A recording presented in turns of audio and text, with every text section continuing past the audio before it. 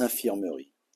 La veille, Joricho avait été soudainement en proie à d'intenses frissons, ainsi qu'à des douleurs musculaires et des maux de tête.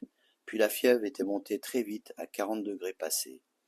Il avait grelotté dans sa cellule mal chauffée, allongé sur son lit, une couverture sur lui. Il avait commencé à délirer quelque peu lorsque le gardien-chef Krollspell fut appelé. Comme chaque fois, la crise était violente. Il fut emmené sur une civière à l'infirmerie de la prison. Quelques heures plus tard, dans la nuit, la fièvre avait chuté. Le lendemain matin, ses draps trempés de transpiration furent le meilleur signe de son rétablissement. La crise passée, il conversait avec l'infirmier en chef de l'administration pénitentiaire. Putain de palu. Tenez, prenez bien ces cachets de chloroquine. Merci, chef. Où avez-vous chopé ça, Enrico? Au Niger. Je n'y suis resté que 48 heures, mais ça a suffi. J'étais parti sans vaccin ni traitement. Une vraie connerie, évidemment. Et encore, vous faites une forme peu sévère, sans doute un plasmodium ovale. C'est exact. Les crises vont s'atténuer au fil des années. Bon, je vous laisse. Vous sortirez sans doute demain de l'infirmerie. Lorsque le chef referma la porte, Joricho s'allongea et il plongea dans la rêverie. C'était au sud de Niamey, proche du Burkina Faso, 7 années en arrière. Il avait rejoint en jeep un bled dont le nom lui échappait maintenant, au beau milieu d'une steppe désertique. Il avait organisé ce raid depuis la capitale du Niger, afin d'aller punir un militaire à la retraite, responsable de plusieurs viols et exactions en Afrique de l'Ouest, notamment en Côte d'Ivoire. Son contrat émanait d'un haut fonctionnaire ivoirien via la mafia locale d'Abidjan, qui, pour ne pas se mouiller directement en territoire étranger, avait engagé Joricho. Voici le récit qu'il en avait fait dans un de ses carnets de route d'un tueur. Extrait.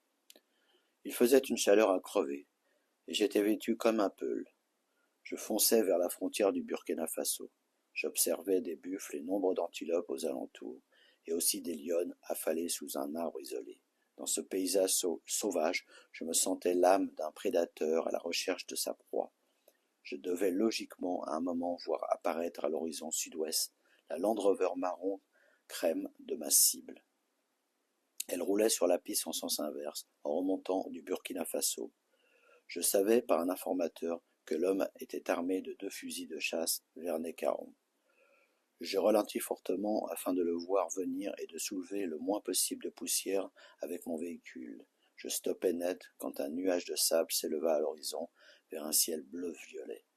Je descendis de la Jeep, relevai le capot, et je posai un bidon sur le sol. Je déposai mon Browning 9 mm Parabellum et une photo de l'homme dans un recoin entre la roue et le moteur bouillant. Enfin la Land Rover parvint à ma hauteur. L'homme freina brutalement. Il fumait un gros cigare. Je le dévisageai afin de l'identifier formellement par comparaison avec la photo. Pas de doute, c'était bien lui. Salut. Bonjour. Vous n'êtes pas d'ici, vous. Ça se voit.